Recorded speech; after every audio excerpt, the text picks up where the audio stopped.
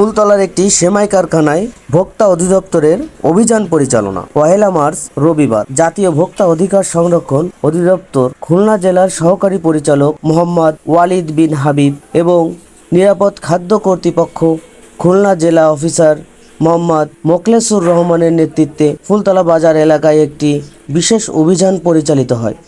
উক্ত অভিযানের সময় ফুলতলা গরুহাট এলাকায় অবস্থিত HR ফুডের সেমাই কারখানায় স্বাস্থ্যবিধি অমান্য করে সেমাই উৎপাদনের দায়ে ১০,০০০ টাকা জরিমানা করে এবং পার্শ্ববর্তী 2 স্টার ফুডের কাঁচা সেমাই খোলা আকাশের নিচে শুকাতে দেওয়ার অপরাধে সতর্কতামূলকভাবে ৩,০০০ টাকা জরিমানা করে। উভয় প্রতিষ্ঠানকে আগামীতে নিয়ম মেনে খাদ্য উৎপাদন করার জন্য নির্দেশ দেওয়া হয়। পরবর্তীতে কর্মকর্তাবৃন্দ ফুলতলা বাজারের বিভিন্ন দোকান ও ফুটপাতে বিক্রেতাদের কাছ থেকে নিত্য প্রয়োজনীয় পণ্যের বাজার দর যাচাই করেন। অভিযান পরিচালনাকালে গণমাধ্যম, প্রেস ক্লাব ও ফুলতলা উপজেলার স্বনামধন্য সাংবাদিকবৃন্দ উপস্থিত থেকে অভিযান পর্যবেক্ষণ করেন। অভিযান শেষে কর্মকর্তারা জানান, নিয়মিত বাজার দর মনিটরিং থাকবে এবং খাদ্য নিরাপত্তা নিশ্চিতকরণে নিয়মিত এই ধরনের অভিযান অব্যাহত থাকবে।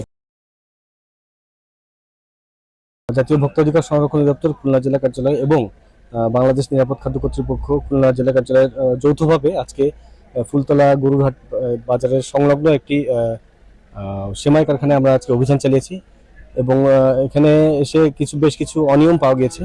যেমন তারা আসলে প্রপার হাইজিন মেনটেন করে না, যেটা অস্বাস্থ্যকর পরিবেশের মধ্যে পড়ে, এবং এর পাশাপাশি তারা সেমাই উন্মুক্ত স্থানে আসলে এটা শুকাচ্ছে, যেটা ঠিক না। তাদেরকে আগেও অনেক সেমাই কারখানাকে বলা হয়েছে তারা যেন নেট ব্যবহার করে। সতর্কতামূলক জরিমানা করা হয়েছে এবং ওনাদেরকে কি কি করণীয় সেগুলো বলে দেওয়া হয়েছে। আশা করি তারা এটা মেনে চলবেন। আজকে তাদেরকে ১০,০০০ টাকা জরিমানা করা হয়েছে। এটা আরো স্বাস্থ্যকর যাতে করা যায় সেই চেষ্টা নেবেন বলে আমাদের কাছে অঙ্গীকার ব্যক্ত করেছে। হ্যাঁ, চলমান থাকবে। এরপরে আমরা আরো অন্যান্য জায়গাও যাবো আর কি।